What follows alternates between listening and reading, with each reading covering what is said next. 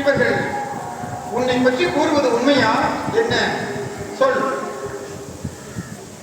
எனக்கு பதில் சொல்ல மாட்டாயா? இவனை நான் என்ன செய்ய வேண்டும்?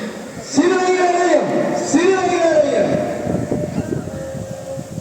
சரி சரி, உங்கள் விருப்பப்படியே இவனை சிலுவையில் அறைய ஆணையிடுகிறேன். இவனது இரத்த பலியில் எனக்கு பங்கில்லை. இவனுடைய இரத்த பலி எங்கள் மேலும் எங்கள் பிள்ளைகள் மேலும் விளங்கும்.